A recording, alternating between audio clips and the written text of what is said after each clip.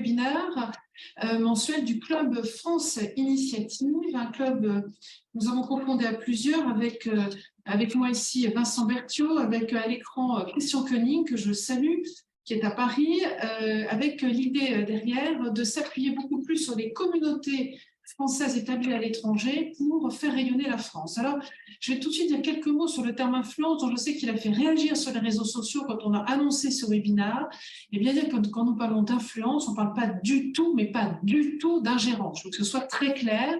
Je vais donner d'ailleurs deux exemples simples sur lesquels la France a une influence encore aujourd'hui dans le monde, qui sont deux outils qui ne sont absolument pas, alors des années-lumière, qui n'ont rien à voir avec une quelconque ingérence. Eh bien, c'est tout simplement le mètre linéaire. Le mètre linéaire qu'on utilise aujourd'hui dans le monde entier, eh bien, il est à Paris. Il a été mis au point par des physiciens de Paris et français. Et donc, on sait que ça rayonne encore dans le monde entier. Et puis, un deuxième exemple, qui est peut-être moins glorieux, qui va peut-être vous faire sourire tous les uns et les autres, mais qui est la TVA. Ben oui, la TVA, c'est une invention française dont on sait qu'elle est utilisée très largement dans le monde entier. Une création, une imagination française. Voilà. Et puis, pour donner encore un autre exemple, on a un grand pays auprès duquel la France a déployé, à la demande du pays, c'est pas du tout nous qui sommes allés là-bas en disant notre petit drapeau, nous avons développé le notariat à la française. Voilà, on sait qu'il y a deux approches, une approche anglo-saxonne, une approche française. Là, c'est une approche française qui a été retenue. Donc voilà, on n'est pas du tout dans un domaine d'ingérence, ça n'a rien à voir, on est vraiment dans un domaine d'influence, car pour pouvoir échanger sur le plan culturel, sur le plan académique, sur le plan économique, eh bien, il y a un moment, il faut se parler. Et c'est là qu'on peut parler d'influence, entre guillemets, c'est que quand on se parle, on se connaît mieux. À un moment, une proposition qu'un pays nous fait, nous pouvons la retenir en tant que pays France, et puis à l'inverse, une proposition que nous pouvons faire peut être l'objet d'attention d'un pays tiers. Donc on n'est vraiment pas du tout dans ce domaine de l'ingérence, mais sur le domaine de l'influence. Et donc le Club France Initiative essaye de travailler, de mettre en avant nos communautés françaises à l'étranger, dont je suis persuadée, pour en être moi-même une depuis fort longtemps, vous êtes plusieurs ici présents dans ce webinaire à être également des Français à l'étranger, je pense que c'est en s'appuyant sur nous-mêmes qui sommes dans les pays, qui connaissons le pays où nous vivons, qui pouvons aider à sa compréhension et aider à de meilleures relations entre la France et le pays où nous nous trouvons. Donc c'est tout l'objet du travail du Club France Initiative depuis plusieurs années. Nous travaillons sur des thématiques transversales. Nous avons travaillé sur la mer, nous avons travaillé sur le sport, nous avons travaillé sur la gastronomie, sur la recherche, sur la culture. Voilà. Et aujourd'hui, la proposition que nous avons faite, c'est donc de travailler sur la relation entre la France et l'Afrique. Et pour cela, nous avons invité deux personnes que je remercie d'être présentes avec nous aujourd'hui. À ma droite, ici présente à Paris, Lova Rinel. Lova, merci d'être là. Lova est chercheuse associée à la Fondation pour la recherche stratégique. Elle a été conseillère du président de l'Assemblée nationale de Madagascar. Elle a été conseillère de la présidente de la Commission des affaires étrangères en France, Marie Le Sarnez, feu Marie Le Sarnez, avec laquelle moi-même j'avais beaucoup travaillé au précédent mandat, et en charge également de la reconnaissance de l'état de la diaspora africaine auprès des Nations Unies. Donc merci Lova d'être avec nous. Puis nous avons en visioconférence avec nous Ousmane Ouedraogo, que je connais depuis fort longtemps, qui est présent Burkina Faso. Merci Ousmane. Ousmane est un Français à l'étranger. Il est établi, il nous le dira lui-même, depuis fort longtemps au Burkina Faso. Et il a été un de nos élus français à l'étranger au Burkina Faso, car la France a cette particularité d'avoir des élus. D'ailleurs, je voudrais en saluer un autre qui est présent ici. Je ne vois pas tout le monde, mais en tout cas, je vois notamment David Frank, qui est en Ukraine, qui est un de nos élus en Ukraine. Voilà. Et donc, l'idée de ce débat, c'est on sait que l'Afrique, plusieurs visages, et notamment il existe une Afrique francophone qui est depuis longtemps une zone de relations fortes avec la France, avec d'autres pays francophones, mais notamment avec la France. C'est une zone d'influence, on peut parler ça d'influence, mais au sens absolument pas péjoratif, même si on sait que parfois ça peut être questionné, nos intervenants nous en parleront. Et on voit bien qu'aujourd'hui, cette présence française est questionnée, elle est parfois chahutée, elle est éventuellement même contestée. Et donc, c'est tout cela dont nous souhaitons aujourd'hui parler. Si la France reste un partenaire important pour de nombreux pays africains francophones, elle ne représente plus du tout la totalité des relations entre ces pays et la France, entre la totalité de la présence étrangère dans ces pays. Et je pense moi-même que c'est une bonne chose, que la diversification est source de progrès et même peut-être de relations plus intenses avec son histoire et avec ce que nous sommes, nous Français. Et sur le plan économique, donc la France a donc d'autres partenaires, d'autres pays qui sont également présents, qui sont parfois des concurrents. Et moi, je suis persuadée que c'est de la concurrence intelligente et bienveillante que naît, encore une fois, la meilleure compréhension et le progrès. On a également notre présence militaire qui est très contestée, la présence militaire française, en particulier au Mali et au Burkina. Je pense qu'Ousmane nous en parlera, au Burkina Faso, où les troupes françaises ont dû donc se retirer. Sur le plan politique, la France, on le voit bien, est fragilisée. Les dernières visites du président de la République française, Emmanuel Macron, étaient très compliquées en Afrique. Nombreux sont les pays africains qui souhaitent s'émanciper de cette influence française pour, évidemment, choisir leur propre destin. C'est tout à fait compréhensible qu'ils aient envie de choisir leur propre destin. Et même la phrase même que je viens de prononcer m'interroge moi-même en me disant « Mais est-ce que ça veut donc dire, et vous allez nous y répondre, que la France ne leur permettait pas de choisir leur propre destin ?» Et ça, c'est une question, ça me fait froncer les sourcils.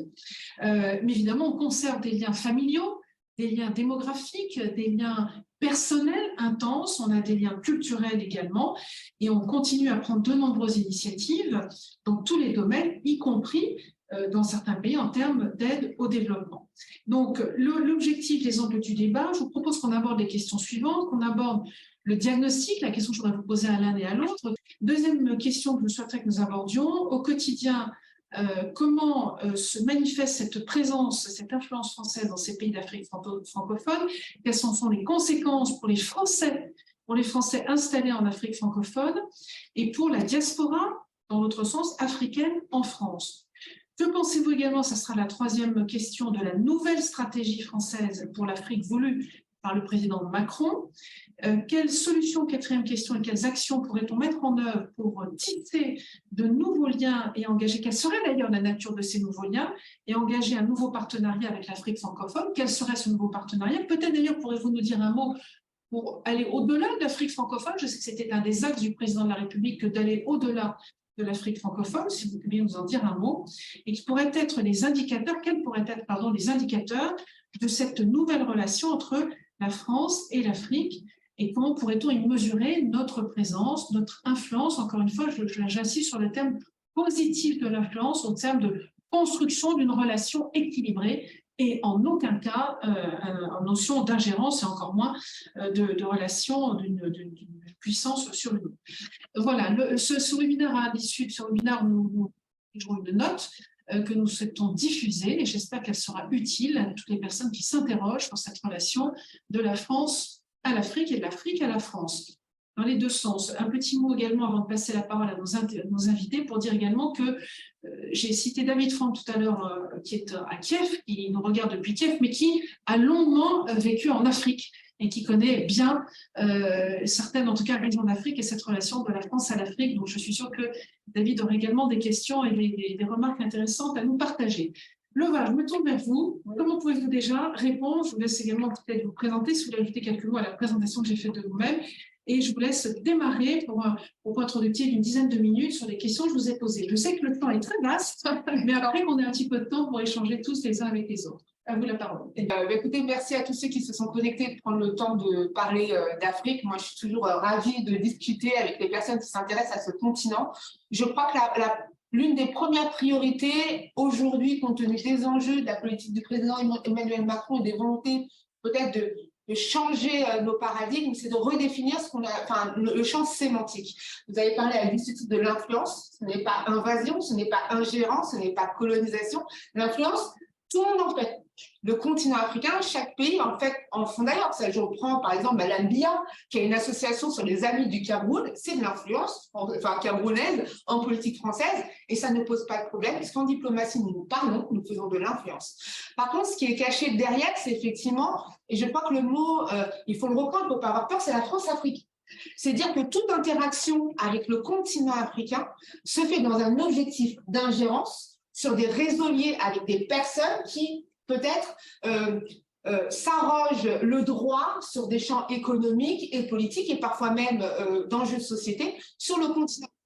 C'est le premier point. Le second point, c'est aussi géographique. Il faut faire attention. Et je crois que l'un de nos enjeux, quand on entend, parce que j'entends derrière, c'est le discours anti-français qui revient derrière, nous parlons essentiellement et ça me dérange tant de le dire, mais ça renvoie à notre passé colonial. Donc, ce sont nos anciennes colonies qui ne concernent que 14 pays du continent africain. Il faut rappeler qu'on est aujourd'hui à plus de 54 pays, ce n'est pas une majorité. Donc, je crois que l'intelligence aujourd'hui, c'est redéfinir ce qu'on dit d'Afrique. On ne parle pas de l'Europe comme on parle du continent africain. On met un tout derrière l'Afrique. L'Afrique, c'est Madagascar, c'est pas le Mozambique, et c'est pas l'Algérie, et c'est pas le Ghana. Pour autant, je crois qu'il faut rendre en fait finalement le particularisme des nations qui composent le continent africain. Et si on regarde ce qui se passe en politique intérieure du continent, vous voyez bien que la Tunisie aujourd'hui a des rapports avec l'Afrique subsaharienne qui posent un vrai problème sur les questions de la migration. Je ne vais pas parler de la Libye, par ailleurs, et de l'Éthiopie. On parle du Soudan, malheureusement, aujourd'hui. Ce qui se passe au Soudan n'a aucune résonance avec ce qui se passe aujourd'hui, par exemple, à Madagascar ou à l'île Maurice. Et pourtant, on parle du continent africain. Donc, je crois qu'en fait, déjà, l'un des enjeux pour nous en France, c'est de réadapter le champ sémantique quand on parle d'Afrique et de finalement faire ce qu'on a peut-être mal fait, c'est rentrer dans la précision des termes, des pays et des cibles. Et l'autre enjeu, c'est la cible. Vous avez évoqué la question de la diaspora. Donc, je vois qu'il y a pas mal de personnes qui sont attachées à l'Afrique.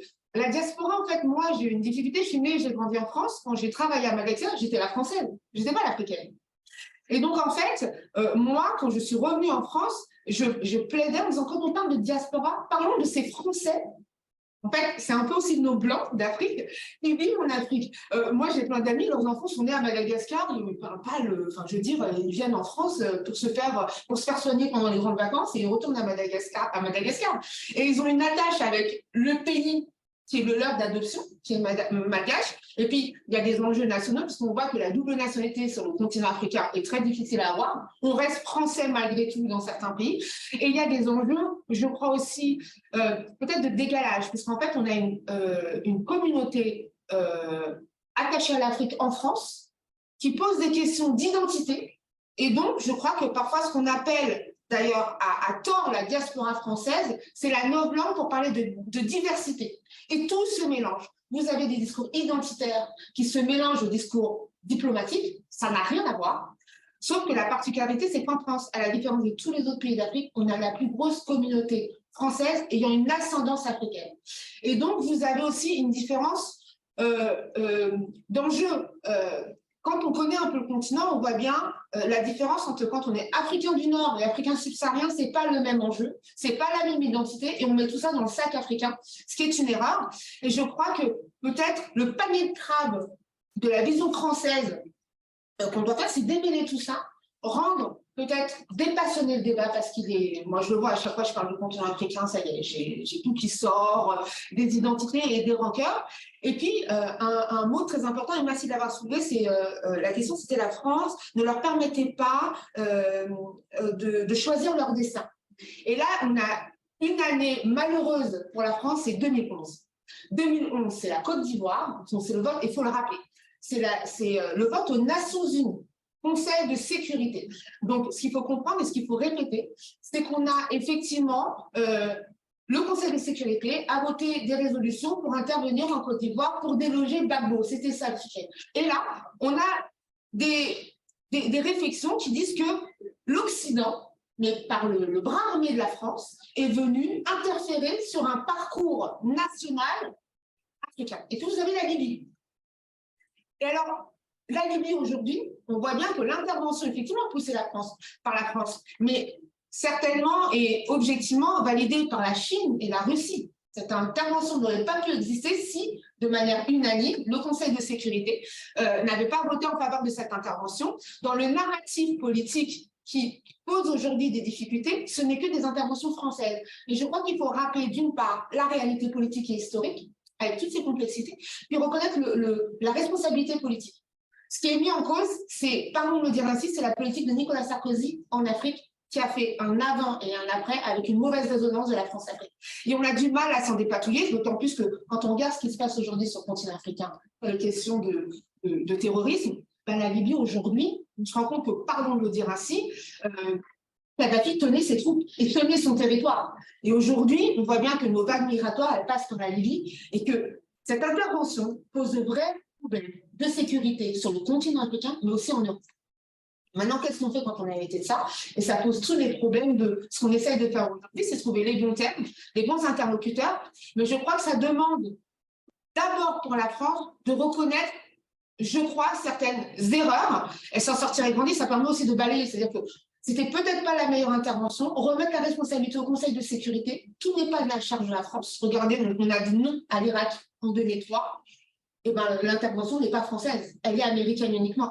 Donc les autres pays qui se jouent, et je parle directement de la Chine et de la Russie, il faut leur opposer aussi cette irresponsabilité qui, eux, nous disent que tout est de la faute des Français. Et là, on n'est pas très beau. On laisse croire au continent africain que nous sommes les seuls responsables, avec peut-être pour moi un vide d'expression. Je ne pourrais pas expliquer pourquoi on a du mal à le dire, mais je crois que parfois le message est un message et qu'il faut peut-être laisser... moi, je crois qu'on est vraiment en pleine période de laisser voilà, des champs d'expression comme les vôtres, les think tanks, les centres de recherche, à remettre un peu de rationalité là où le débat politique incarné par des hommes et des femmes politiques est devenu que passionnel. Et là, on n'est plus dans la rationalité. Et l'enjeu aujourd'hui de notre influence, c'est de remettre de la rationalité dans nos rapports de force. Et je crois qu'il ne faut pas se mentir, on est dans des rapports de force. Mais ça, c'est le cœur même de la diplomatie. Et il ne faut pas, je veux dire, jouer de pudeur en disant non, mais non, si on a des intérêts, des rapports de force, et peut-être une volonté d'aller vers un apaisement de nos relations. Je crois que personne, et ça va être peut-être les propos d'Ousmane, ne s'en sort grandi d'avoir France 24, RFI sorti du Mali, maintenant du Burkina Faso. Cela montre aussi il y a des paradigmes différents. Sur le continent africain, on a du mal à comprendre que des chaînes publiques ne sont pas des chaînes de propagande d'État. Ce sont des réflexions propres en démocratie. Moi, je sais qu'en fait, les gens ne font pas la différence sur le continent africain parce qu'ils ne sont pas dans leurs mêmes habitudes. Et croire que parce que c'est évident chez nous, ça les pourront, c'est une erreur aussi d'appréciation. Parce que la réalité, nous ne parlons pas à un même niveau démocratique. Et l'erreur, c'est de croire que ce qui est acquis chez nous, l'est pour eux, mais ça ne veut pas dire que c'est une vérité absolue, c'est qu'il faut comprendre des vraies distances d'appréciation de gouvernance. Tout n'est pas parfait chez nous, certainement tout n'est pas parfait sur le continent africain, mais ne serait-ce que se remettre dans des accords de sémantique, et là je reviens, quand on parle de démocratie, quand on parle de chaînes publiques, pour eux c'est des chaînes de propagande. Et j'ai beau expliquer que, regardez, quand le président Macron, rappelez-vous, il a dit que oui, les chaînes devraient plus porter un discours... Je veux dire, on n'a pas attendu 48 heures pour avoir un communiqué de presse de France Médias Monde, de RFI, on n'est pas une chaîne d'État. Mais ça, le continent africain, dans beaucoup de pays, ne l'ont pas compris. Donc voilà, je crois que c'est des termes, j'ai donné quelques pistes de réponse, mais je crois que les invités vont peut-être réagir. Voilà ce que je voulais dire, c'est qu'on a un problème de sémantique, il y a un héritage politique, et on est dans un espace contemporain où on a aussi des pays qui ne nous aiment pas et qui mettent de l'huile sur le feu. Donc nous, notre tâche à nous, elle est très difficile parce qu'on est un peu la cible parfaite pour des personnes qui, d'ailleurs, des États qui, en tapant sur la France, tapent sur les démocraties. Et ça, il faut pas, on représente quelque chose. Il ne faut pas avoir honte quand on est français d'assumer, de dire que nous sommes le représentant de démocratie. Et moi, je pense à toutes les personnes françaises qui sont sur le continent africain. Moi, quand j'étais à Madagascar, les États-Unis n'étaient pas forcément les amis de la France sur certains sujets. Donc, ne ciblons pas les non-occidentaux aussi dans nos rapports difficiles avec le continent. Non, en fait, notre héritage, finalement, toutes les puissances auraient envie d'avoir notre héritage. Ils le jalousent et nous, on a du mal à gérer ça. Et parce qu'on a un héritage colonial difficile à assumer, mais je crois que les choses qui ont été faites le mandat dernier par le président de la République vont dans de bonnes voies. Maintenant, il manque peut-être des courroies de transmission, parce que peut-être le discours du président est difficile à lire, mais on voit qu'il a, sur le plan diplomatique, c'est pas qu'en Afrique. Hein, le discours du président de la République n'est pas toujours facile à suivre. Je sais que nous avons là, dans les invités, personnes qui assistent au webinaire, Fabienne qui a longtemps habité en RDC, si je ne me trompe pas, et qui est très attentive et très critique des propos tenus par le président de la République, qui sont des propos qui, en effet, ne sont pas toujours compris. Il n'y a pas qu'en Afrique, il y a ailleurs, mais qui, voilà, faut parfois recadrer et reformuler. Alors, merci déjà pour ce propos introductif. Ousmane, est-ce que tu peux nous donner ton point de vue aux questions que j'avançais? Merci beaucoup, Anne. Est-ce que vous m'entendez très bien? Très bien, parfaitement. Voilà, super. Donc, je voulais remercier tous les participants et tous ceux qui ont œuvré, en tout cas, pour l'organisation de ce webinaire. Et remercier donc Lova, que je suis, malheureusement, on ne s'est pas encore vu physiquement, mais que je suis depuis Ouaga. Et voilà. Et d'abord, merci beaucoup, Anne. Et voilà, je tenais quand même à te dire que j'appréciais le rectificatif au niveau de la sémantique. C'est-à-dire que moi, j'allais introduire mes propos justement sur voilà, le terme influence en disant que c'était vraiment le degré de partenariat, le niveau du partenariat, j'allais dire.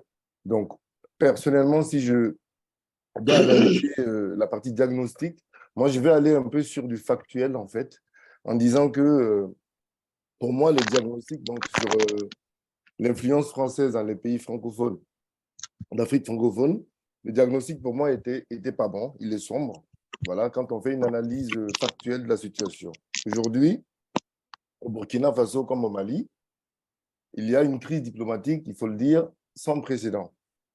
Et Laura l'a dit, les chaînes RFI et France 24 ont été suspendues.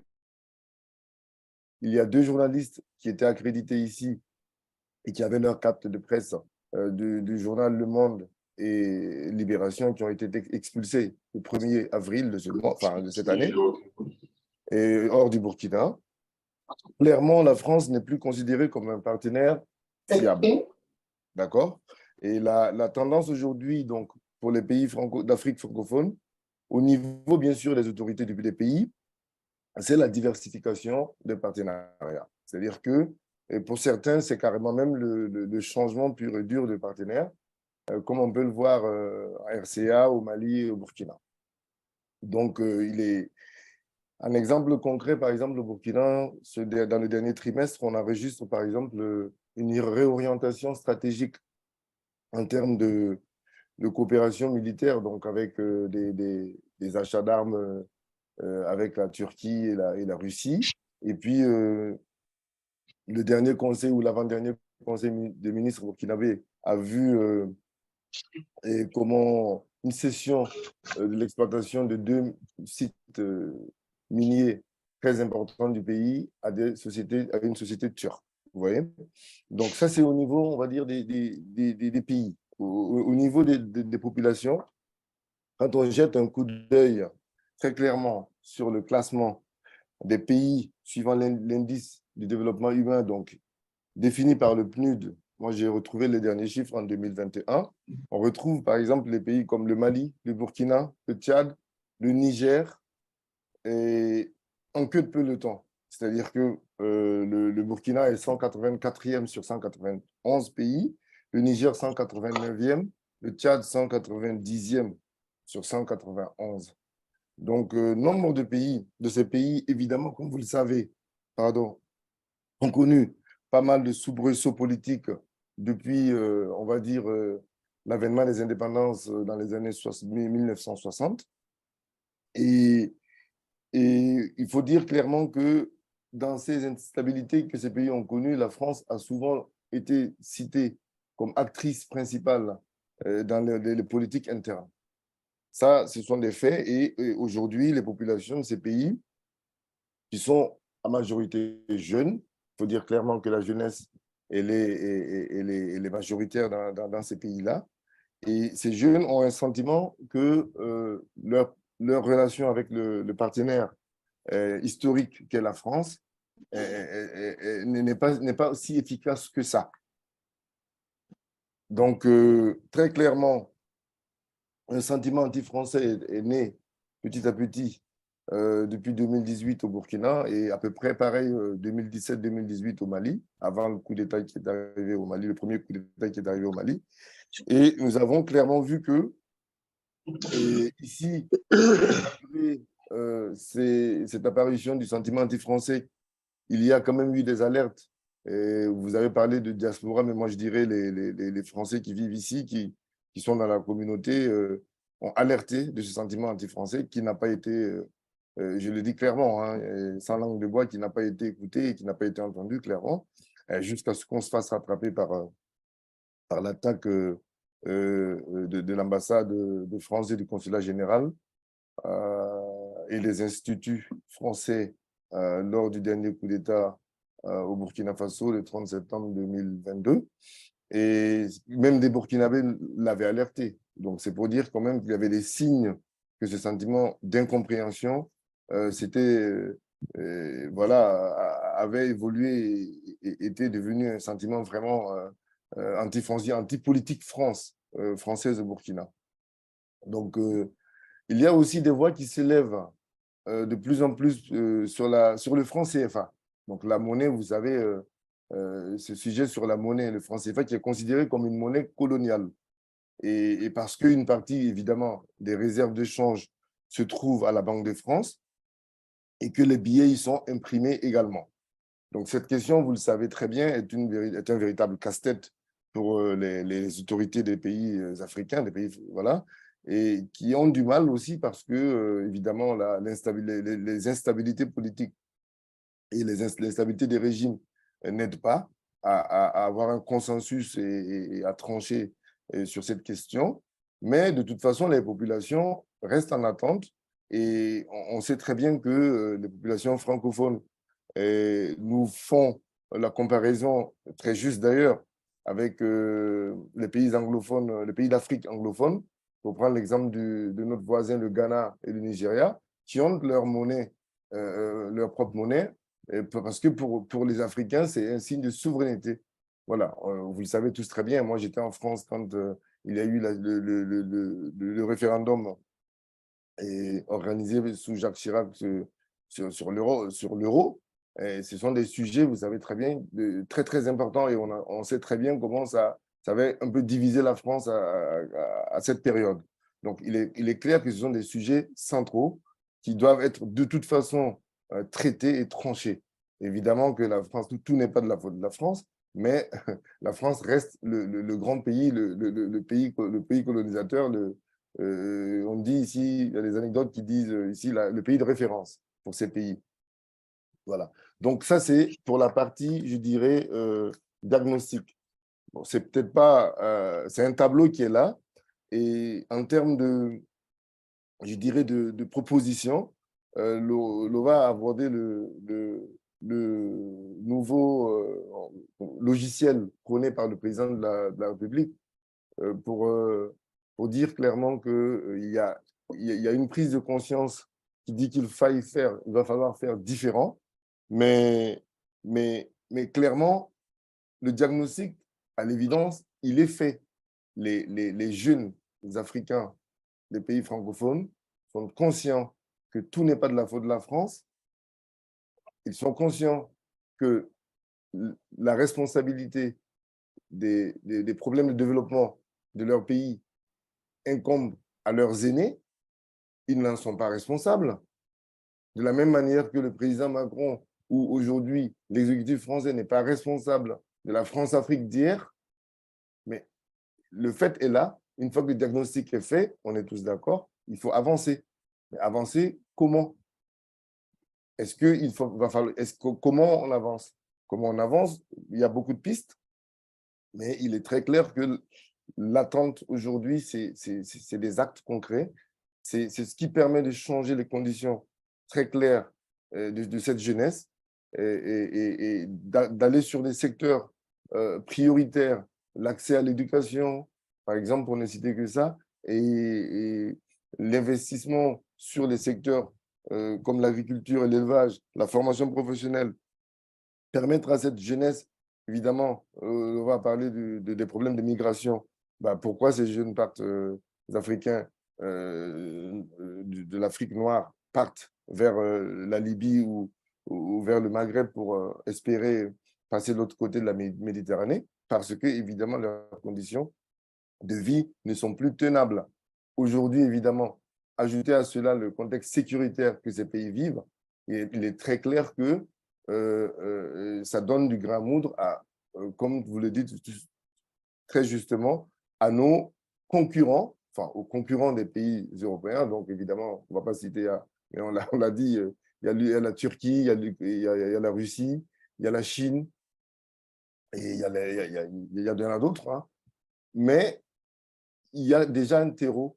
Et comme on dit ici en Afrique, quand on n'a pas de solution, on préfère se remettre voilà, à la personne qui nous tend la main. Voilà. Donc, très clairement, aujourd'hui, si on se dit juste que c'est parce qu'on est attaqué par les attaques contre la France sur ces anciens pays, ces anciennes colonies, sont du fait seulement des officines russes, moi, je crois qu'on déplace le problème, ou du moins qu'on ne veut pas l'aborder clairement, parce qu'il n'y a pas, jusqu'à preuve de contraire, de radio ou de télévision russe au Burkina. Ceux qui font la propagande ou ceux qui dénoncent la non-efficacité du partenariat français, ce sont des Burkinabés, ce sont des Maliens, ce sont des Guinéens, ce sont des Ivoiriens, ce sont des Sénégalais. Donc, au Sénégal, on a beau dire, même si des pays pour le moment encore stables comme la Côte d'Ivoire et le Sénégal et le Niger à côté, on sait très bien que les voix s'élèvent toujours sur les mêmes sujets, les sujets dont je vous ai parlé plus haut. Voilà, résumé, on va dire, mon diagnostic et puis mon avis sur les actions à poser concrètement pour un changement réel et profond. Voilà. Alors, merci beaucoup, Ousmane. Alors, à vous entendre l'un et l'autre, je vois un petit peu deux choses arriver simultanément. On a d'un côté ce que la France a fait ou n'a pas fait ou a mal fait, qui peut être responsable de la difficulté des relations que nous avons aujourd'hui, qui sont pas faites, mais d'un autre côté, quelle est la part de la pression d'autres pays, soit à nous critiquer en tant que Français, soit à vouloir imposer eux-mêmes leur propre influence. Donc, il y a deux éléments qui me semblent être présents simultanément. Quel est le poids de l'un et de l'autre? Parce qu'il y a des choses que nous pouvons contrôler. Nous pouvons décider d'avoir un logiciel français différent, de nous y prendre différemment, mais derrière, s'il y a des forces différentes qui viennent contrecarrer nos initiatives et même peut-être d'ailleurs modifier le récit sur le diagnostic, eh bien ça, ce sont des éléments que nous ne contrôlons pas. Donc, comment se placent les l'un par rapport à l'autre? Alors, moi, merci à Ousmane pour le point sur le franc CFA. Je tiens quand même à préciser, on parlait de fait, tu parlais à raison du franc CFA qui reste contesté. Rappelons que factuellement, le gouvernement français, sous l'exigence du président Emmanuel Macron, a renvoyé les 5 milliards de réserves de francs CFA. Donc le problème, c'est l'existence même du franc CFA qu'il faut décorréler, on va dire, la complexité, parce que même moi, je ne suis pas du tout expert sur les questions financières. Mais on voit bien que quand on rentre dans les détails, une monnaie ne se décrète pas finie. Il faut mettre des projets de loi. Et les pays membres de la zone franc CFA ne l'ont pas fait par ailleurs. La France a voté un texte de loi. Moi, je l'ai voté. Voilà. Et voilà, on a Madame la députée qui était là, les autres pays non. Donc ça, c'est un point important. Et je crois que ce que tu soulèves a raison, et peut-être je vais être un peu plus provocatrice que toi. Je considère que la France ne doit pas être la cour d'appel des problèmes de gouvernance interne de chaque pays d'Afrique. Le problème, c'est qu'on considère, et moi j'entends finalement une grande maturité de la jeunesse africaine qui le comprend tout à fait, ça c'est important de le dire. Par contre, ce qu'on oublie de dire, et c'est peut-être le troisième point qui manque, c'est qu'il faut dire, alors tu parlais de sentiment anti-français, je suis moins d'accord, le sentiment anti-français existe depuis les guerres décoloniales, mais c'est normal. Par contre, le discours anti-français est quelque chose qui structure des politiques, voire nationalistes, comme nous en France, nous avons un discours anti-immigration. C'est le pendant français. Et donc, parfois, on repart sur des questions, pour moi, complètement irrationnelles, où, en fait, en gros, quand vous allez dire, je fais exprès de prendre le gouvernement malgache parce que je le connais par cœur, quand vous faites exprès de dire, attendez, je ne comprends pas, je n'ai pas le droit à mon école gratuite comme tout le monde, l'hôpital n'existe, il va dire, attendez, moi, je suis un super pantin de la France, ce n'est pas de ma faute, c'est la faute du grand Manitou. Alors que les faits montrent que la France-Afrique à Madagascar n'existe plus, c'est l'un des premiers pays qui s'en est émancipé. Il faut rappeler que le franc CFA, Madagascar y était, l'a quitté en 1974 et qu'aujourd'hui, une monnaie souveraine n'a pas permis aux Malgaches d'être la première puissance mondiale, comme on l'entend par ailleurs dans les discours des anti-France qui disent que le problème du continent africain, c'est le blanc, très souvent français. Le faire quitter du territoire de ce continent permettrait une richesse de nos Africains. Comme nous on le dit, pardon de le dire comme ça, Madame la Alors, députée, que finalement, les problèmes de la France, c'est l'immigration, et si on dégage tous les migrants, vous gagnerez, vous seriez tous riches et heureux. Je crois qu'il faut dissocier des discours nationalistes, qui pour moi, c'est plutôt une forme de médiocrité, qui viennent d'ailleurs parasiter les volontés de partenariat. Je crois que, par exemple, la France n'est pas assez claire sur les intérêts. Moi, je crois qu'on ne doit pas avoir honte de dire, écoutez, vous avez des centrales, vous voulez une réforme énergétique, nous avons intérêt à le faire, faisons-le. C'est quoi le problème, en fait? On le fait avec les Chinois, on le fait avec les Turcs sur certains sujets, mais parce qu'en fait, cette mue intellectuelle et peut-être un peu chez nous de narratif au sein même de notre pays n'est pas encore très bien faite.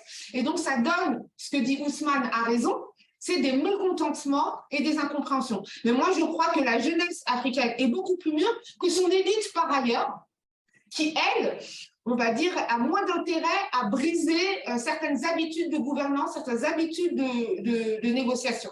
Voilà, avec la France, j'entends, et avec les autres pays.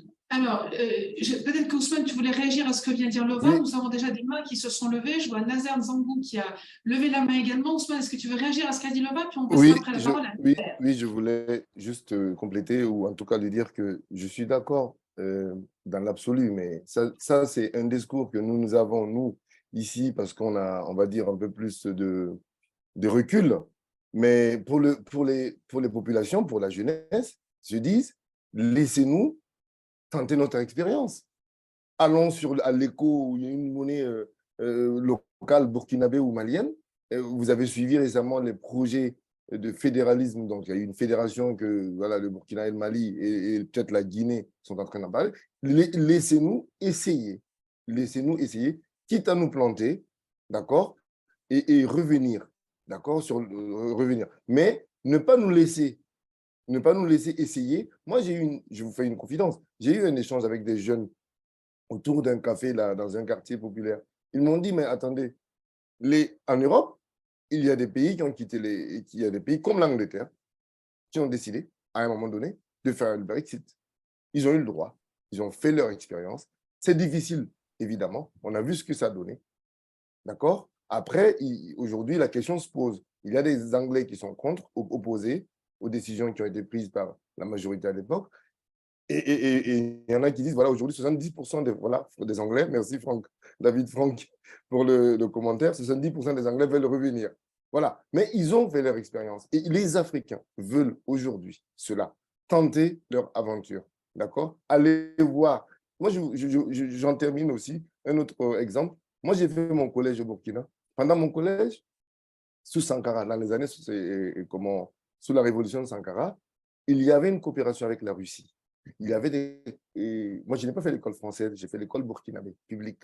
Il y avait des professeurs, des enseignants, c'était dans les matières scientifiques, physique, chimie par exemple, qui étaient des enseignants russes, dans le cadre justement, comme dans le cadre de la coopération, qui étaient là et qui donnaient des cours. Moi, j'ai eu des professeurs, des enseignants russes. Ils sont restés quelques années. Le Burkina a tenté cela à cette période, mais ils ont continué aussi, évidemment, les partenariats avec d'autres pays, dont la France. Mais après, ce partenariat a été mis fin parce que c'était une expérience qui a été tentée. Beaucoup de jeunes, en tout cas, avec qui j'étais à l'école, n'aspiraient pas à faire des études supérieures en Russie. Voilà, je ne sais pas si à Madagascar, tu en connais qui ont aspiré après le baccalauréat d'aller prendre une bourse pour aller en Russie. Voilà, donc là, ça a été vite fait et les choix ont été vite faits. Les jeunes, les Africains, jusqu'aujourd'hui d'ailleurs, je parlerai de Campus France aujourd'hui au Burkina. Malgré la crise, Campus France enregistre toujours une forte demande parce que la France reste toujours, pour le Burkina, la première destination des étudiants, des universitaires après le bac. Et donc, ça veut dire clairement qu'ils veulent tenter leur expérience. Voilà, donc c'est dans la philosophie, c'est dans l'idéologie. Ils ont envie de tenter leur expérience, quitte après à revenir en arrière ou en tout cas à modifier leur élan. Voilà juste rapidement ce que je voulais préciser. Mais sinon, je suis d'accord avec toi dans l'absolu. Mais oui, mais ça, c'est dans le monde idéal. Voilà, voilà. Merci. Alors, merci beaucoup, Ousmane. Donc, on a deux mains qui se sont levées, Nazer d'une part, et puis Jean-Hervé Frana qui est à Madagascar, justement, d'autre part. Et j'entends bien la différence entre le paradoxe, finalement, entre le développement de ce discours anti-français, d'une part, et le paradoxe de tant d'étudiants qui demandent toujours à aller en France. Donc là, on voit un paradoxe qui est peut-être toute la complexité de la situation actuelle, qui montre la difficulté peut-être à trouver où placer le curseur, et peut-être que la France n'a pas encore, et j'aimerais entendre les uns les autres là-dessus, les bonnes réponses sur comment on peut accompagner les pays africains. Est-ce qu'ils ont besoin de nous ou pas? D'abord, ce n'est pas sûr, mais de quelle manière à accompagner vers leur propre destin. Alors, Nazer, vous avez levé la main, je vous donne la parole. C'est à vous. Bonjour, je suis Nazer. Je suis un Français installé au Cameroun depuis 8 ans. Je suis entrepreneur. Je suis également le responsable de l'association des entrepreneurs français du Cameroun.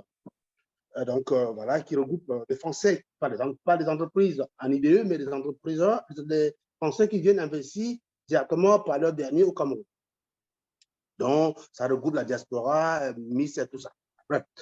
Alors, pour ce qui concerne la mauvaise relation ou bien la difficulté ou bien le déficit de la relation que le Cameroun, par exemple, en particulier, peut avoir avec la France, c'est que, de mon constat, après 8 ans ici, je crois que le problème, en fait, vient de la France, en fait, vient de nous.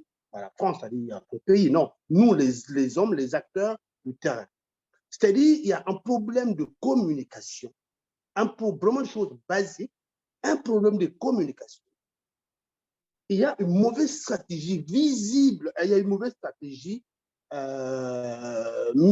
qu'en fait, nous, Français, ici, que ce soit les autorités françaises qui viennent, il y a un balai qui partent, qui viennent, et nous, les Français de l'étranger, nous n'arrivons pas déjà à communiquer avec nos administrateurs locaux.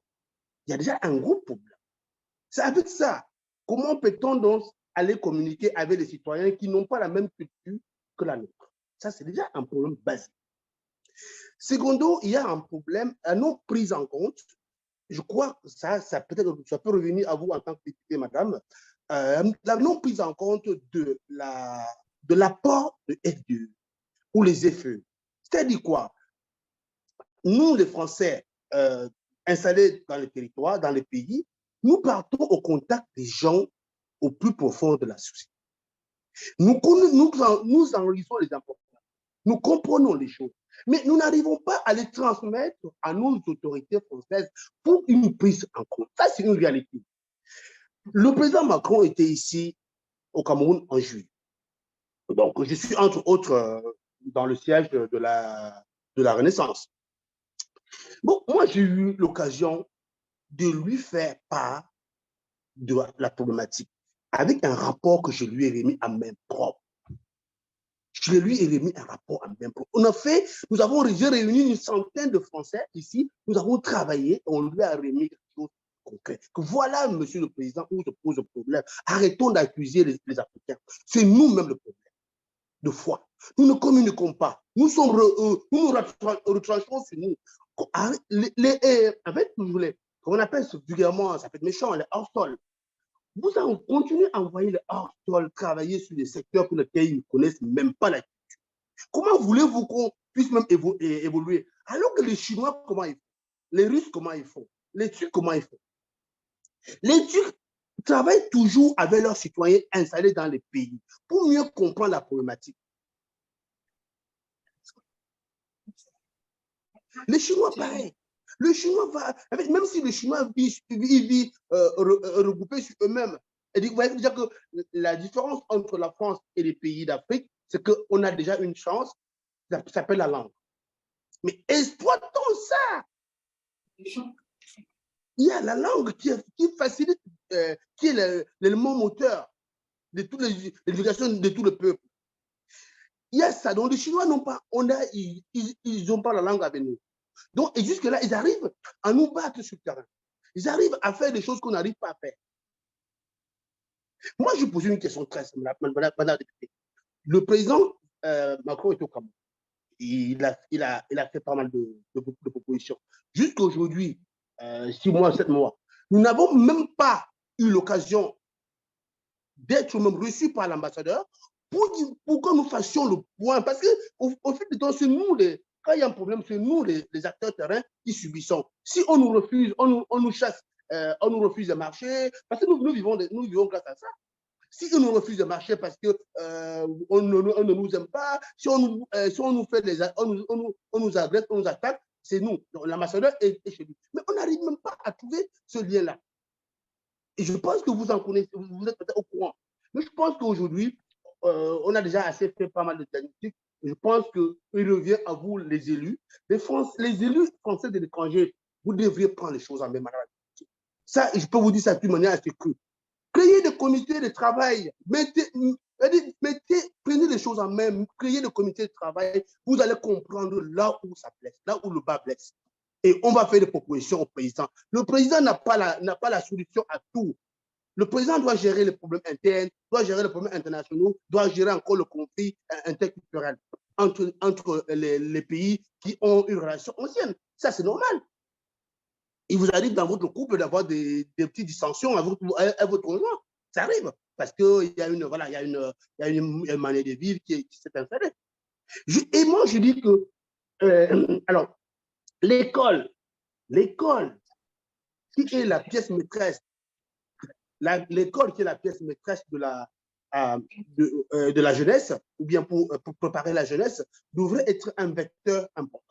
Je ne sais pas comment on peut faire ça, mais peut-être que les grandes écoles ou les grandes écoles françaises puissent nouer davantage de partenariats avec les écoles d'Afrique francophone pour essayer au maximum de capter l'esprit, orienter l'esprit des jeunes vers l'éducation unifiée, vers la paix, vers le développement. Parce que par l'éducation, on va pouvoir expliquer à quelqu'un qui fait l'économie pourquoi il y a un déficit de développement. Merci beaucoup, Nazer, parce que ce que vous dites, c'est tout à fait l'objet même du Club France Initiative, que de s'appuyer beaucoup plus sur nos diasporas. Même le mot diaspora, vous remarquerez qu'on l'utilise très peu en France. On va parler de diaspora indienne, de diaspora africaine, de diaspora chinoise. La diaspora française, c'est comme un gros mot. On n'en parle pas. Et effectivement, moi, je le constate. Moi, je suis moi-même depuis 17 ans à l'étranger. Je suis maintenant, comme parlementaire, passée dans un certain nombre de pays. J'ai accompagné d'ailleurs les délégations de Premier ministre, du président, et j'ai été frappée à chaque fois de voir que les personnes, les Français qu'on lui présente, ne sont pas forcément les Français de la diaspora locale les plus pertinents et qu'ils passent parfois à côté de profils tout à fait remarquables qui ont une connaissance du terrain, du pays, sur laquelle, me semble-t-il, on devrait beaucoup plus s'appuyer. Donc, c'est tout l'objet du travail du Club France Initiative et je vous remercie à tous, je vous remercie tous de pouvoir être présents parce que vous y contribuez à travers les notes qu'on produira derrière. Alors, je suis sûre que Jean-Hervé, qui était basé à Madagascar, aura plein de choses à compléter sur cette relation peut-être entre les communautés françaises et ce retour. Alors, je voudrais aussi ajouter un point, Nazer, qui m'a beaucoup frappé, c'est que parfois, même nos postes diplomatiques et les différentes personnes qui travaillent au sein d'un poste diplomatique ont elles-mêmes parfois du mal, y compris jusqu'au niveau de l'ambassadeur, à se faire entendre par la métropole et ce qui se passe à Paris. Ça m'a frappé à plusieurs reprises, combien de fois, parfois même l'ambassadeur me dit « Ah ben oui, si vous pouviez faire passer tel message en rentrant à Paris, ça me rendrait service ». Donc, vous voyez, même au sein des postes diplomatiques, on a parfois du mal à faire remonter l'information. Donc, Jean-Hervé, je vais te laisser la parole. Je sais qu'il y a d'autres personnes, et je vois que le temps passe vite, qui ont elles-mêmes vécu en Afrique. Donc, surtout, n'hésitez pas à poser vos questions et à intervenir. Je pense à David Franck, je pense à Fabienne, notamment. Je crois que j'en ai vu d'autres. Pardonnez-moi, je n'ai pas eu le temps de lire tous les noms. Jean-Hervé, je te cède volontiers la parole. Et tu nous dis aussi ce que tu fais à toi-même à Madagascar. Alors, en 2 mots, je suis arrivé à Madagascar en 1990, il y a 33 ans. Je venais à l'époque du Pérou, où j'avais vécu ma première expatriation hors d'Europe. Et j'étais marqué par les rapports de la France avec l'Amérique latine, où on était les amis des libérateurs face aux gringos américains qui étaient considérés comme les impérialistes. Donc, j'ai eu une petite phase d'adaptation, vous comprenez, dans un pays auquel je ne comprenais pas grand-chose, Madagascar, malgré l'illusion de la langue française qui était à l'époque plus pratiquée qu'elle ne l'est aujourd'hui. Et j'ai mis un peu de temps avant d'apprécier et de tomber amoureux de ce pays dans lequel je continue à vivre avec grand plaisir maintenant. Et mon expérience professionnelle d'agronome et de spécialiste du microcrédit pour l'agriculture, le monde rural, les petites entreprises m'a amené à faire des missions d'expertise avec des organismes internationaux dans une quinzaine de pays africains, y compris au Burkina, au Mali et dans d'autres pays, au Niger, plusieurs, dans des pays qui sont aujourd'hui confrontés à des difficultés dans lesquels je garde des amis. Voilà. Donc, pour ceux qui ne me connaissent pas ici, je suis élu conseiller des Français à l'étranger et conseiller à l'Assemblée des Français à l'étranger pour l'Afrique centrale australe-orientale. Voilà, j'ai écouté avec beaucoup d'intérêt les propos de Louve, d'abord, notre ami malgache de Paris, d'Ousmane, ex-collègue à la FE, avec lequel je reste en contact. Et je crois que la première chose, c'est les relations humaines. Ce qui fait la force de la France dans sa relation à long terme avec l'Afrique, c'est que Louve, Ousmane, mon gendre Djaouna Andrea Mampange, mon petit-fils Eli Yameogo, fils d'un papa burkinabé, les multiples liens que nous avons tissés entre les peuples africains et français sont un socle qu'aucune politique ne pourra briser. Ça, c'est la première chose. Je crois que la deuxième chose, c'est le fait de partager une langue et des valeurs et que cette chose, nous la cultivons insuffisamment actuellement et que nous ne répondons que très partiellement, et je n'ai pas peur de dire très mal, à la demande de France d'éducation, d'enseignement en français et de poursuite d'études supérieures en France avec des politiques de visa qui sont devenues restrictives et qui constituent un handicap. Et la troisième chose qui constitue peut-être le ciment au milieu de ces fibres, c'est les rapports économiques, le fait que nous avons des entreprises avec des associés. Moi, je suis aujourd'hui, j'ai commencé ma carrière dans le développement, envoyé par une organisation de développement, on pourrait dire une ONG, bon, une organisation professionnelle agricole, et j'ai travaillé avec tous les outils de la coopération française, l'AFD, les missions de coopération à l'époque, l'Union européenne, les organisations internationales et tout ça. Et puis petit à petit, j'ai pris mes distances et aujourd'hui, j'ai racheté des parts du Crédit Agricole, qui était mon dernier partenaire dans une petite entreprise à Madagascar, où je suis actionnaire minoritaire avec des actionnaires majoritaires qui sont malgaches, avec un conseil d'administration qui est majoritairement malgache. Et ça, c'est très important pour moi. C'est ça qui fait la force de notre présence ici. Quand on est capable de construire des relations interpersonnelles de confiance, quand des investisseurs malgaches choisissent d'investir dans une boîte où un actionnaire minoritaire étranger assure une certaine qualité de gestion, une certaine qualité de transparence, qu'ils osent à son égard poser des questions qu'ils ne poseraient peut-être pas forcément à un directeur malgache, et qui disent, grâce à notre partenariat, notre entreprise est plus forte, il y a plus de confiance. Et globalement, c'est ça, en résumé, mon avis sur le sujet, c'est que c'est à la base, par les relations familiales, par les relations nouées dans les écoles et dans les universités, et par les relations nouées dans le partenariat d'entreprises, mais réelles et durables, pas les coûts commerciaux, on décroche un contrat public, on fait un truc, on essaie de gagner le maximum et on s'en va. Trop d'entreprises françaises fonctionnent encore comme ça. Et ça, c'est très mauvais pour la France. Et donc, voilà, j'ai commencé par l'aspect positif de ce qui me semble être nos atouts et notre force. Vous avez bien entendu que là-dedans, il n'y a rien, ni de diplomatique, ni de militaire, ni de géostratégique. C'est une question d'hommes et de femmes engagés dans une relation de long terme, quelles que soient les vicissitudes des aléas des relations bilatérales ou multilatérales. Deuxième partie, leçon tirée de l'expérience.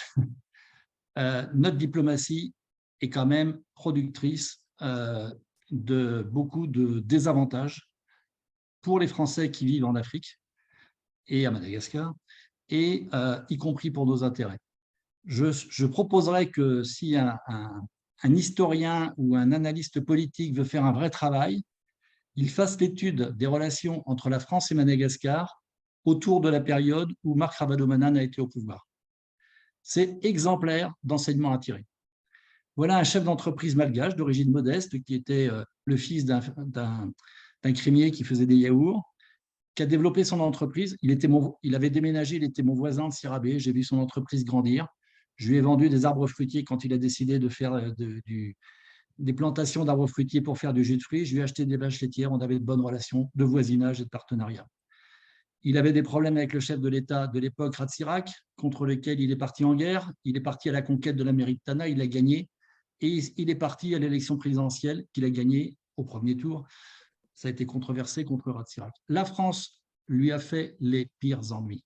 La France avait parié sur Ratsirac parce que c'était un ancien de l'école navale, parce que même s'il nous avait mis dehors en 73 et 74, il avait retrouvé exil à Paris ensuite, et il avait été protégé par Chirac, et que dans les relations de chef d'État à chef d'État, finalement, on s'accommodait de Ratsirac et on s'accommodait de tout ce qu'il faisait.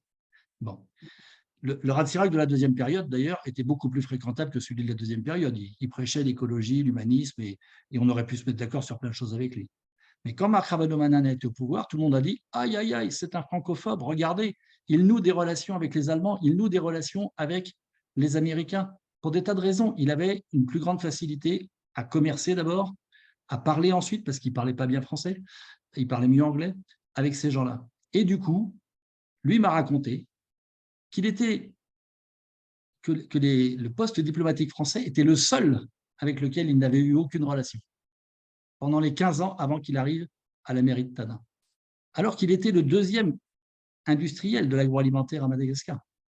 Et pendant la période où il a été au pouvoir, les entreprises françaises ont fait de bonnes affaires, parce qu'il avait des financements européens pour construire des routes et qu'il a tenu parole, et qu'il a donné les contrats à Colas, qui a fait de bonnes routes à l'époque.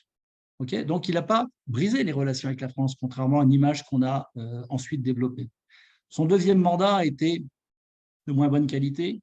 Il y a eu du développement de ses intérêts personnels et de ses intérêts d'entreprise, et finalement, il a été renversé par celui qui est actuellement au pouvoir à Madagascar. Bon. Cette période, à mon avis, est riche d'enseignements sur l'incapacité qu'ont eu nos diplomates à entrer en relation avec quelqu'un qui avait un potentiel. Il l'a démontré, sans notre appui, et même peut-être contre notre volonté de devenir chef d'État. Et on n'est pas assez modeste dans notre relation. On est trop dans l'entre-soi entre dirigeants. Et ça se décline à tous les étages dans une ambassade, jusqu'au service des visas, jusqu'au service de la coopération et de l'éducation ou de l'action culturelle. Ça se décline à tous les étages. Ça se décline, par exemple, dans un répertoire qui a été créé par le service économique de l'ambassade de France ici, qui a recensé, tenez-vous bien, 700 entreprises françaises. Moi, j'en connais plus de 2000. La Chambre de commerce et d'industrie France-Madagascar, je pense qu'on connaît 4000. Mais l'ambassade en a sélectionné 700. Celles qui peuvent avoir un sens dans le commerce bilatéral. Et les autres, on les ignore. Et on ignore en particulier celles qui sont dirigées par des binationaux, c'est-à-dire par des gens qui sont d'origine malgache, qui ont fait leurs études en France, ça pourrait être Louvre, et qui sont revenus dans leur pays pour contribuer au développement. Et on ne considère pas qu'ils sont français, parce qu'on dit « Ah bah oui, mais ils sont malgaches, donc dans le pays, leur nationalité malgache prévaut, et on oublie qu'ils sont français. » Pourtant, c'est eux qui sont les meilleurs producteurs de relations positives avec la France. Et puisqu'on les rejette, parce qu'ils s'en aperçoivent qu'on les rejette, parce qu'ils ont eu accès à ce répertoire d'entreprises, dans lequel ils voient bien que si le chef d'entreprise, l'investisseur principal est blanc, ou éventuellement français d'origine indienne, on l'inscrit, mais que s'il est d'origine malgache, on ne l'inscrit pas. Et je pourrais vous donner des exemples, hein, les listes, on les a. Et c'est dramatique, c'est-à-dire que notre service de diplomatie, d'action culturelle et d'action économique a une action contre-productive. Contre-productive. Les exemples que je vous donne là sont flagrants. Et après, qu'est-ce qu'on fait? On fait de l'affichage de coopération bilatérale ou multilatérale avec l'Union européenne et les Nations unies. Alors, on a un très bel outil de développement, hein, duquel je ne dirai jamais de mal, c'est l'AFD. Les gens de l'AFD sont des professionnels, ils sont efficaces, ils sélectionnent bien les projets, etc. Ils sont quand même de temps en temps soumis à des contraintes politiques et ils font ce qu'ils peuvent pour y résister. Ils font du contrôle de l'usage des fonds. Il y a à côté de chez moi, là, 300 mètres de l'endroit où je vous parle, une très belle route à 4 voies qui a été financée par l'AFD et la BEI. C'est une des seules routes à Madagascar où on peut dire que le financement public international a été entièrement utilisé dans la route. Pardon, pour tout le monde, juste préciser, l'AFD, l'Agence française pour le développement, la BEI, la Banque européenne d'investissement. Voilà, soyons très précis pour tous ceux qui nous écoutent. Merci. Eh bien, à côté de ça, je travaille dans le sud du pays, à Fort-Dauphin. On a 3 routes qui arrivent dans cette ville. Les 3 ont été financées 3 fois. Aucune n'est construite. Sur ces 3 financements qu'il y a eu, 2 financements sur chaque sont européens. Alors, certes, on a voulu découpler ou délier l'aide. Et certes, aujourd'hui, une entreprise chinoise, par exemple, peut gagner un marché pour construire une route européenne, avec des financements qui ne sont plus du tout gérés par des fonctionnaires européens, qui sont confiés à l'État malgache et qui passent dans la grande moulinette des commissions, des rétrocommissions et des frais. Moi, je suis dans le financement des petites entreprises. Je peux vous dire que mes clients petits entrepreneurs qui travaillent sur des marchés financés par l'Union européenne ou autre chose, ils ont 30 à 40% de frais commerciaux extraordinaires pour obtenir le paiement de leur marché à la fin. Ça veut dire que l'argent investi dans la route, c'est beaucoup moins que 50% du montant qui est financé. Et quand je dis beaucoup moins, je pense que c'est moins d'un tiers, la réalité. Et on ferme les yeux là-dessus. On est complices. Alors, Jean-Hervé, je vais me permettre de t'interrompre parce qu'il faut qu'on avance. Je vois le temps qui passe. Merci infiniment pour ce témoignage qui va dans le sens de ce que disait Nazer tout à l'heure et de ce que disaient Ousmane et Louvre en même temps. Alors, je voudrais juste signaler d'ailleurs que s'agissant de la visibilité de nos communautés, appelons les diasporas françaises à l'étranger, notamment en Afrique, on a beaucoup parlé, vous avez tous beaucoup parlé des entrepreneurs français qui ont déployer une entreprise. Alors, je peux vous dire, souvent ici à l'Assemblée à Paris, on nous dit « Ah oui, mais alors ça, c'est de l'économie locale. On va quand même pas les soutenir et les aider. » Enfin, il y a un monde entre les soutenir et les aider et les aider à trouver un marché, les aider à entrer sur un marché, les aider à connaître un marché. Et c'est une manière aussi de les soutenir. Chacun est capable après de faire son tri entre ceux qui sont de plus ou moins bonne qualité, car là aussi, chez les Français, chez les entrepreneurs, il y a toutes sortes de profils d'entrepreneurs. Donc moi, à l'Assemblée, j'avais déjà déposé au mandat précédent, et je l'ai redéposé là, une proposition de loi qui vise à définir un statut d'entrepreneurs français à l'étranger, EFE, de manière à ce que sur là, d'ailleurs, je me suis inspirée des entreprises du patrimoine vivant, avec un certain nombre de critères pour les identifier, et en mettant plutôt l'accent sur ceux qui contribuent positivement au commerce extérieur de la France. Mais bon, après, il y a d'autres manières, on pourra peut-être étendre, et l'idée, c'est à partir de là, de voir ensuite comment on peut, du coup, les mettre en évidence, les mettre en valeur, et peut-être orienter d'autres Français prioritairement vers ces personnes-là ou localement avoir également un récit français, ce qui nous manque aussi, et c'est ce qui n'est pas dans ma proposition de loi, c'est un récit français. C'est quoi être français aujourd'hui? Qu'est-ce qu'on vient mettre en avant? Quel est notre narratif? On voit bien que d'autres pays ont un narratif parfaitement construit. Aujourd'hui, qu'est-ce que moi, Français, si je viens à vous, burkinabé, sénégalais ou ivoirien, moi, français, qu'est-ce que je dis de moi? Je ne parle pas l'histoire aujourd'hui. Qu'est-ce que je peux vous apporter? Qu'est-ce que je suis? Si je ne le sais pas moi-même, ça va être compliqué de vous l'expliquer. Et là, on a clairement un handicap français. Nous n'avons pas aujourd'hui, me semble-t-il, et je le vois partout, et pas seulement en Afrique, hein, en Asie, c'est la même chose, nous n'avons pas de narratif français.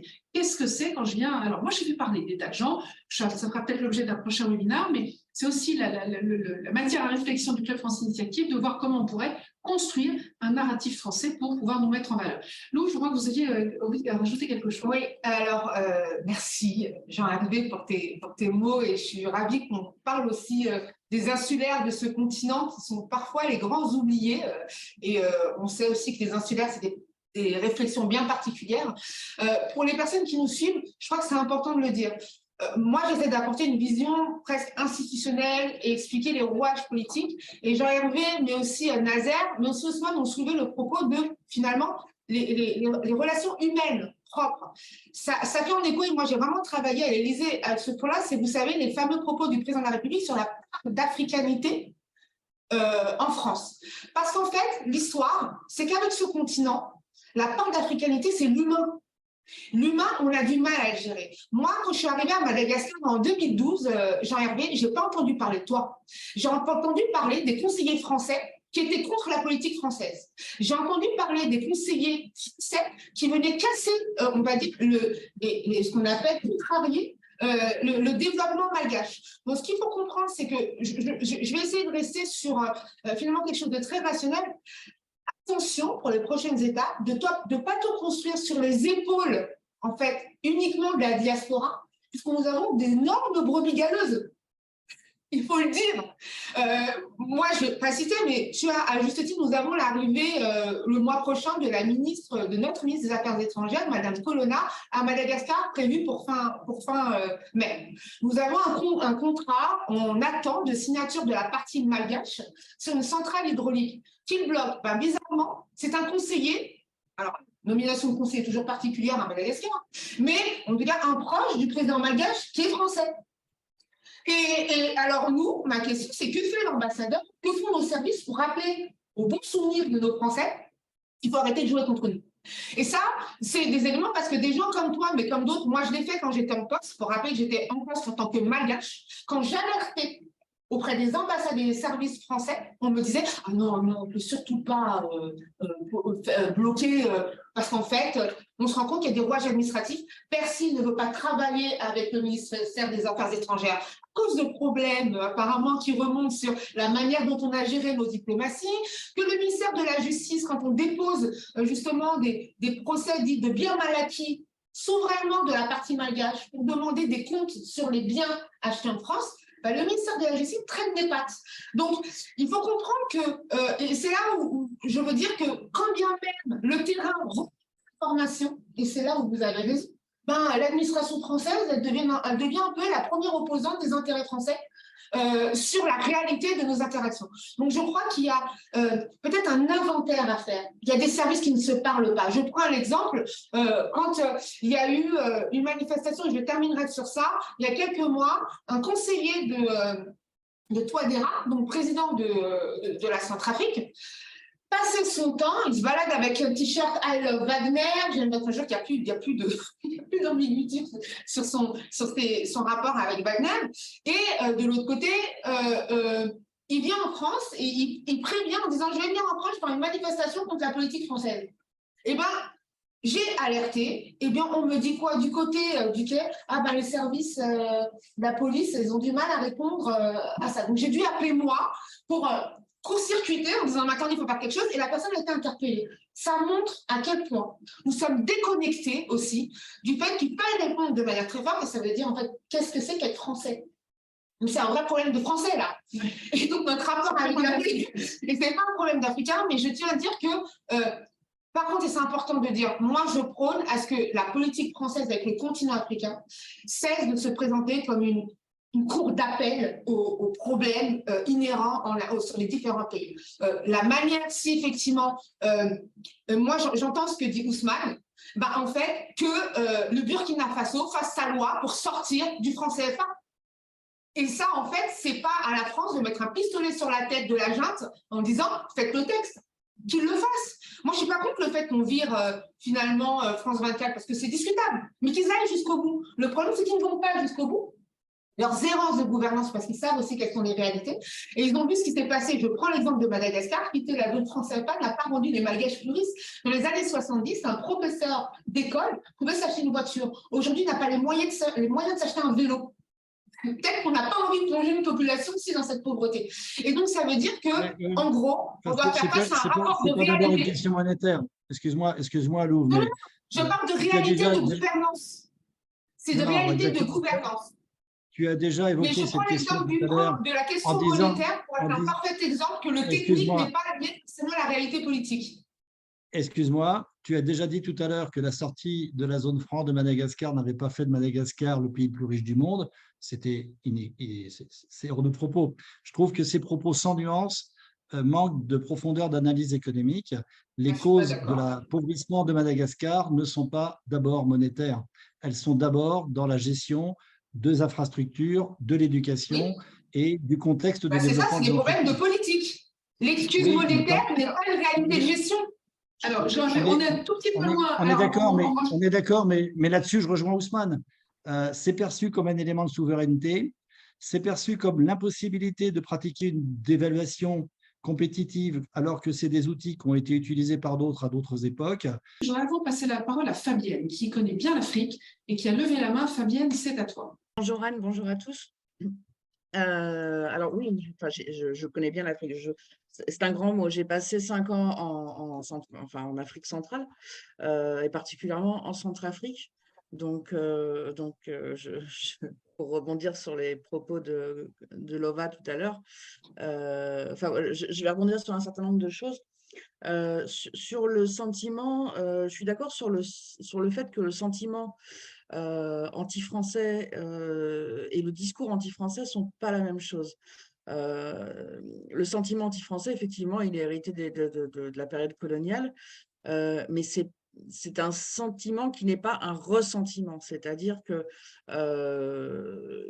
oui, c'était, enfin voilà, ils sont tous effectivement dire la colonisation c'est pas bien, enfin c'était pas bien, mais en même temps ça nous a quand même apporté des choses. Ce qu'on ne veut pas, c'est de l'ingérence, la France-Afrique, etc., etc. Ça, ce sentiment-là, effectivement, il est très fort.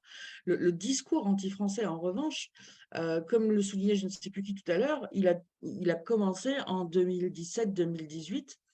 Je rappelle pour mémoire que la stratégie africaine de la Russie correspond à 2017-2018. La stratégie africaine en Russie comprend dans son panel de